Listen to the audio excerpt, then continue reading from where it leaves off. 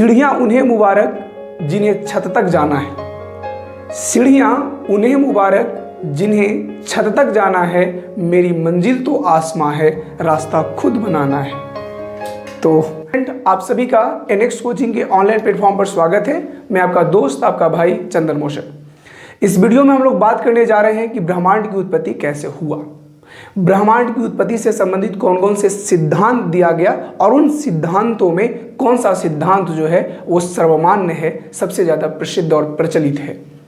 तो उन सिद्धांतों पर बात करेंगे। इसके ठीक पिछले वाले वीडियो में हम लोग बात कर रहे थे कि ब्रह्मांड की जो प्रारंभिक अवधारणा है वो क्या क्या था, जिसमें आपको बताए थे जियोसेंट्रिक, हेलियोसेंट्रिक, और साथ में बताए थे जो हर्शले बताए थे कि सौर परिवार जो है, सौर मंडल जो है वो आकाश गंगा का एक हिस्सा है। और उसी प्रकार से हम अगला जो ये इनके बारे में हब्बल बताए थे कि एक ही आकाश गंगा नहीं है, ऐसे ऐसे आकाश गंगा बहुत सारे हैं इस अंतरिक्ष में। और ये भी साथ में बताए थे हब्बल कि जो आकाश गंगा है वो फैल रही है, जो आकाश गंगा यानी गैलेक्सी जो है वो क्या कर रही है, फैल रही है। उस पर कुछ स्टूडेंट पूछे भी थे कि क्यों फैल रही है, तो यहाँ पर ये बात हम लोग करेंगे उसका। तो आइए इस वीडियो को करते हैं शुरुआत। देखिए, ब्रह्मांड की उत्पत्ति से संबंधित जो है वो चार जो सिद्धांत है वो दिया गया है। एक्चुअली में हुआ क्या कि ब्रह्मांड की उत्पत्ति के बारे में जो अलग अलग विद्वान हैं वो अलग अलग मत देते हैं और उन मतों के आधार पर सिद्धांत बनता है। तो सिद्धांत चार हैं बिग बैंग सिद्धांत, साम्य अवस्था का सिद्धांत, और दोलन सिद्धांत और असभीति सिद्धांत। तो ये चार सिद्धांत हैं। इन चार सिद्धांतों में जो बिग बैंग सिद्धांत है, जिसको हम लोग कहते हैं महाविस्फोट का सिद्धांत, इसी को कहते हैं महाविस्फोट का सिद्धांत। क्लियर, महाविस्फोट का सिद्धांत इसी को कहते हैं। तो जो महाविस्फोट का सिद्धांत है, ठीक है ना, यही सिद्धांत सबसे प्रसिद्ध है और सर्वमान्य है। क्लियर, बाकी के सिद्धांत जो हैं वो भी हैं लेकिन उनको उतना मान्यता और प्रसिद्धि और प्रचलित नहीं है। पहला बात। दूसरा बात, बिग बैंग थ्योरी हमारे लिए बहुत इंपॉर्टेंट है क्योंकि कोई भी कंपटीशन एग्जाम में बिग बैंग थ्योरी से सवाल आता है। तो आइए हम लोग बिग बैंग थ्योरी को ही निपटाते हैं। हम लोग को एक्चुअली में इस वीडियो में हम लोग बिग बैंग थ्योरी को ही पढ़ने वाले हैं। तो देखिए, बिग बैंग थ्योरी क्या है उसको समझने की कोशिश करिए। बिग बैंग थ्योरी है ना, बिग बैंग सिद्धांत। सबसे पहले मेरे प्यारे बच्चों ध्यान दीजिएगा कि जो बिग बैंग सिद्धांत है इसको हम लोग कहते हैं महाविस्फोट का सिद्धांत। क्या कहते हैं? महाविस्फोट का सिद्धांत। महाविस्फोट का सिद्धांत भी इसी को कहते हैं। इस बात को ध्यान रखिएगा। एक बात और ध्यान रखिएगा, बिग बैंग का मतलब ही होता है महाविस्फोट। क्लियर, बिग बैंग का मतलब ही क्या होता है? महाविस्फोट। इसलिए महाविस्फोट का सिद्धांत भी कहते हैं किसको? बिग बैंग थ्योरी को। ठीक है, और इसी को हम लोग कहते हैं प्रसारित ब्रह्मांड की परिकल्पना। ठीक है, प्रसारित ब्रह्मांड की परिकल्पना इस बिग बैंग थ्योरी को ही कहते हैं। और ये बात ध्यान रखिएगा, ये जो बिग बैंग सिद्धांत है वो कौन दिया था? ये बहुत इंपॉर्टेंट सवाल, ये बहुत इंपॉर्टेंट है कि बिग बैंग थ्योरी जो है उसका प्रतिपादन कौन किया था।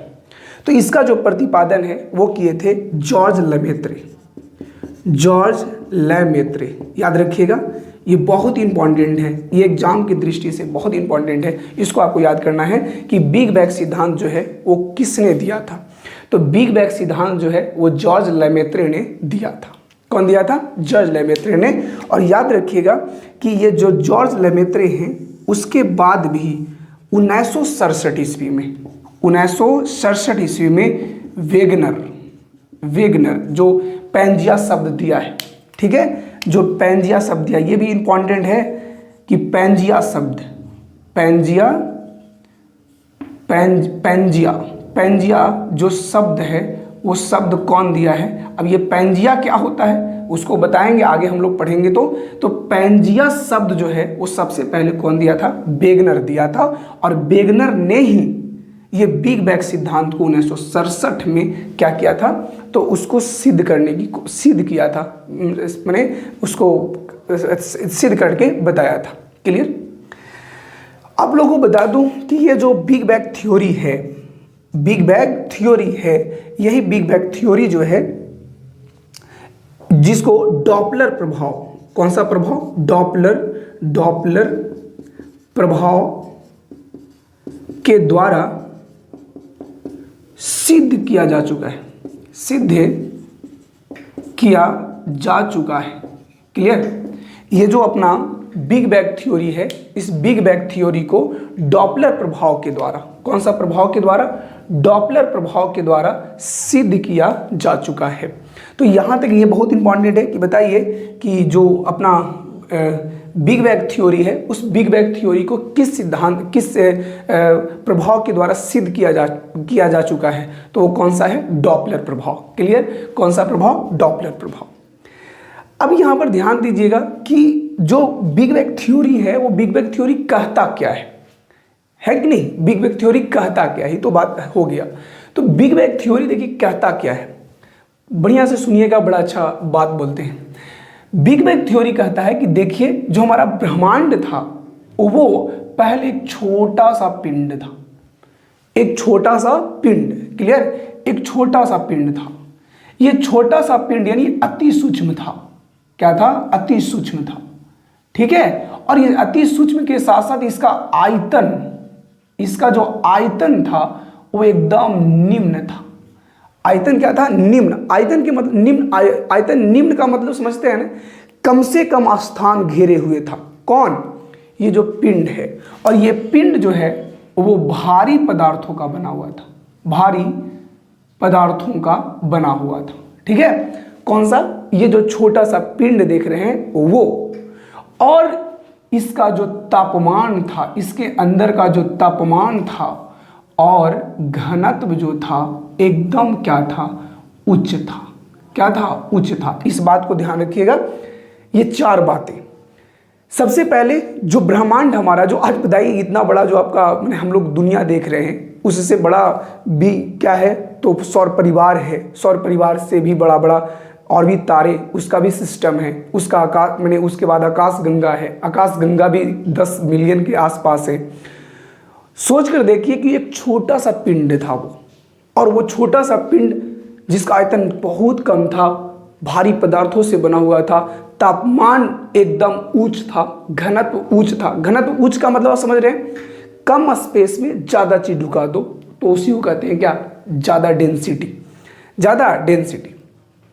अब हुआ क्या कि इसमें थोड़ा सा फैलाव हुआ, और फैलाव हो करके ये बड़ा पिंड थोड़ा सा बास्केटबॉल के आकार का बना। क्या बना, बास्केटबॉल के आकार का। याद रखिएगा, बास्केटबॉल के आकार का, बास्केट बॉल के आकार का ये रूप धारण कर लिया। कौन, यही छोटा सा पिंड। और इस पिंड में आज से 13.5 वर्ष पहले, क्लियर, 13.5 वर्ष पहले अचानक इसमें हुआ विस्फोट। क्लियर। ये कौन बोलते हैं, ये हम नहीं बोलते, ये बोलता है big bang theory. Big bang theory कहता है कि हमारा ब्रह्मांड एक छोटा सा पिंड था, वो भारी पदार्थों से निर्मित था, उसका आयतन निम्न था, उसका तापमान और घनत्व उच्च था, उसका आकार थोड़ा सा बढ़ा, बास्केटबॉल के आकार का हुआ, और उसमें अचानक आज से 5 अरब वर्ष पहले उसमें विस्फोट हो गया। क्लियर। 13.5 वर्ष पहले इसमें क्या हो गया, विस्फोट हो गया। और विस्फोट होने के बाद ध्यान रखिएगा कि यही वाला पिंड को हम क्या करते हैं, यही पिंड है जिसमें 13.5 अरब वर्ष पहले क्या हुआ, विस्फोट। इसमें हुआ, भयानक विस्फोट हुआ। और इस विस्फोट के बाद, ये विस्फोट के बाद इसके अंदर जो पदार्थ थे, जो धूलकण थे, जो गैसें थे, वो सारे के सारे क्या हो गए, ये सारे के सारे बिखर गए।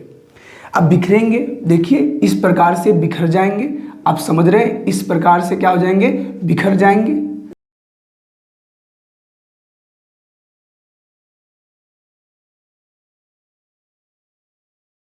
क्या होगा, बाहर की ओर इस प्रकार से निकलेंगे, ये विस्फोट होकर।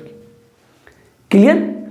अब इस बात को समझिएगा कि 13.5 अरब वर्ष पहले क्या हुआ, विस्फोट, और ये विस्फोट होने के बाद ये धूल कण जो थे, वो छोटे छोटे कण थे, वो क्या हो गए, बाहर चले गए। क्लियर। अब हुआ क्या कि आप समझिएगा इस बात को, ये आगे भी इधर भी गए होंगे, इस प्रकार से इधर भी गए होंगे, इधर भी गए होंगे। अब एक सवाल ये है कि बताइए कि जो विस्फोट हुआ है, तो विस्फोट होने के बाद जो पिंडे बाहर की ओर जा रहे हैं, उसको कोई तो रोकने वाला नहीं है, तो कोई रोकने वाला अंतरिक्ष है, तो वहां पर कोई रोकने वाला नहीं। तो ये पिंडे जो हैं लगातार जा रही है, ये पिंडे इधर जा रही है तो जा रही है, ये पिंड यहां जा रही है तो जा रही है, ये पिंड नीचे जा रही है तो जा रही है, ये पिंड नीचे ऐसे जा रही है तो जा रही है। बात समझ में आ रहा है। इस प्रकार से ये पिंडे जा रही है। तो हम इसी कहते हैं कि ब्रह्मांड जो है वो विस्तार कर रही है, ब्रह्मांड जो है वो क्या कर रही है, प्रसार कर रही है, प्रसारित हो रही है। इसलिए कहते हैं प्रसारित ब्रह्मांड की परिकल्पना, प्रसारित ब्रह्मांड की परिकल्पना। अब बताइए, अब कोई चीज को हम विस्फोट करेंगे, कोई चीज को विस्फोट करेंगे तो बाहर जाएगी, तो बाहर जाएगी, तो बाहर जाती है तो क्या होती है, धीरे से जाती है, तो जाती है तो बाद में जाकर रुक जाती है। क्लियर। हमारी बातों को समझने की कोशिश करिए। बाहर जाती है तो क्या होती है, रुक जाती है। क्यों? क्योंकि वहां पर अवरोध होता है, उसको हवा रोकती है, दीवार रोकती है कि नहीं। लेकिन यहां अंतरिक्ष में तो कोई रोकने वाला है ही नहीं, तो कैसे रुकेगी, तो नहीं रुकी है, ये जा रही है।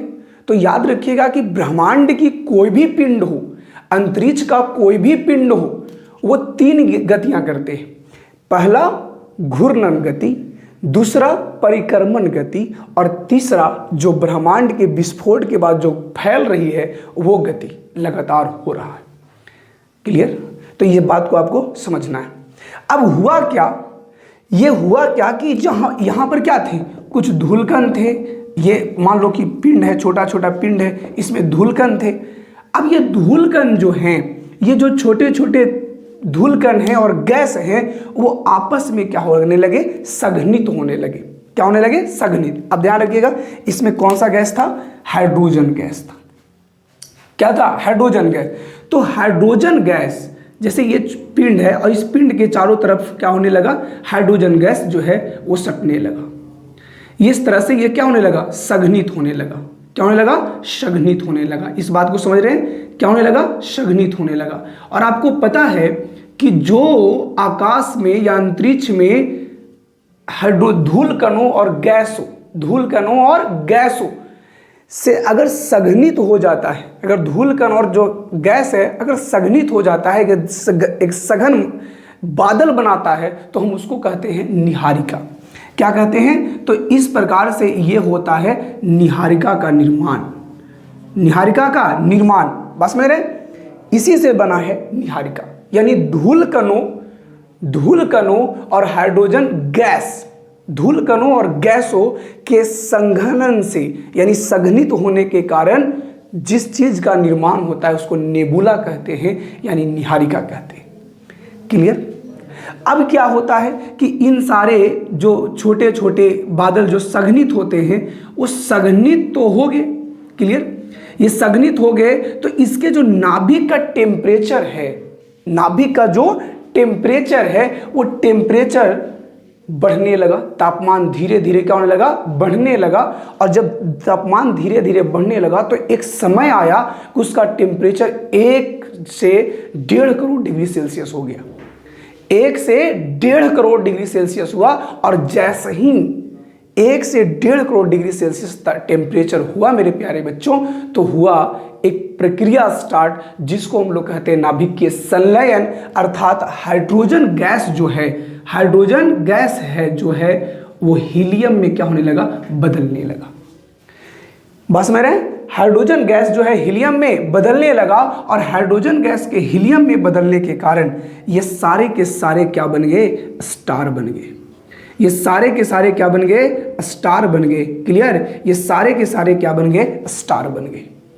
और जो स्टार है वो स्टार के जो एक समूह बना है, ये जो स्टार यानी कहने का मतलब यहाँ स्टार भी है, कहीं पर धूलकण भी होगा, कहीं पर गैस भी होगा। तो स्टार, धूलकण स्टार, धूलकण और गैसों से निर्मित एक जो समूह होता है उसी को हम लोग कहते हैं आकाशगंगा। क्या कहते हैं? आकाशगंगा। नजर नहीं आ रहा है तो थोड़ा सा देख लीजिए, हम बोल भी तो रहे हैं आकाशगंगा। क्लियर? तो इस प्रकार से क्या हुआ? आकाशगंगा का निर्माण हुआ।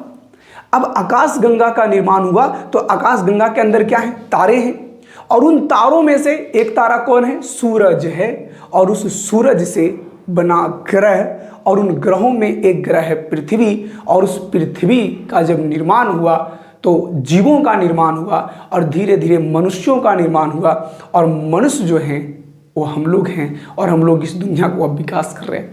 तो यहाँ तक कहानी आपको समझ में आया कि किस प्रकार से हमारा जो बिग बैंग थ्योरी कहता है। तो बिग बैंग थ्योरी यही बोलता है, एक्चुअली में बिग बैंग थ्योरी यही बात बोलता है कि एक छोटा सा पिंड था, उसमें अचानक सा आकार बढ़ा, उसके बाद विस्फोट हुआ, विस्फोट होने के बाद छोटे छोटे माने जो भी आकाशीय पिंड है उन सभी आकाशीय पिंडों का निर्माण हुआ।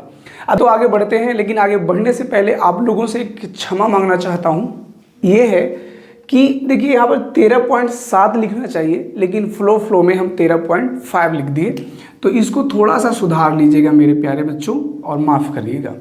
13.7 अरब वर्ष पहले ये विस्फोट हुआ था। ओके, ये कौन बोल रहे हैं? तो ये जॉर्ज लेमेत्रे बोल रहे हैं, यानी बिग बैंग थ्योरी बोल रहा है। अब इसी बात को यहाँ पर आप सारा बात बताए थे कि इस सिद्धांत के अनुसार ब्रह्मांड भारी पदार्थों से निर्मित एक सूक्ष्म पिंड था। यह पिंड कैसा था? आयतन निम्न था, भारी पदार्थों से निर्मित था, तापमान और घनत्व उच्च था। क्लियर? 13.7 अरब वर्ष पहले अचानक विस्फोट हुआ और उसके बाद ब्रह्मांड की उत्पत्ति हुई। ये बात आपको बताए थे। कुछ अरब वर्ष बाद हाइड्रोजन गैस और धूलकण जो हैं का संकुचन हुआ, और संकुचित गैसों और धूलकणों को हम लोग क्या कहते हैं? निहारिका, जो यहाँ पर बताया आप लोगों को। धीरे धीरे संघनित गैस और धूलकण के केंद्र में तापमान बढ़ा, और जब तापमान 1 से 1.5 करोड़ डिग्री सेल्सियस हो गया तो हाइड्रोजन हीलियम में बदलने लगा, जिसके बाद तारा, ये तारा बन गया। ये क्या बन गया? तारा। और ये तारों, ये गैसों, तारों और छोटे ये गैस और धूलकण के समूह को ही क्या कहते हैं? आकाशगंगा। अर्थात इस प्रकार से आकाशगंगा का निर्माण हुआ। अब एक सवाल यह है कि सौरमंडल का निर्माण कब हुआ? जिस सौरमंडल में हम लोग रहते हैं, जिसका मुख्य सूरज है, तो याद रखिएगा उसका निर्माण जो है आज से 4.5 अरब वर्ष पहले हुआ था। 4.5 अरब वर्ष पहले। चलिए, तो इस वीडियो को करते हैं यहीं पर समाप्त। अगले वीडियो में कुछ और पढ़ेंगे, लेकिन अंत में आप लोगों से यही कहेंगे कि जो लोग आप लोगों से जरते हैं या आपके शिकायत करते हैं, तो उनके लिए एक बात जरूर कहिएगा कि ना हम गिरे, ना हमारी उम्मीदों का मीनार गिरा। ना हम गिरे, ना हमारी उम्मीदों का मीनार गिरा, मुझे गिराने के चक्कर में लोग कई बार गिरा। अरे जहर क्या चीज़ थी मेरे दोस्त, अरे जहर क्या चीज़ थी मेरे दोस्त, वो तो मैं पी गया। लोगों को तकलीफ तो तब हुई जब मैं उसके बाद भी जी गया। चलिए, तो थैंक यू, धन्यवाद।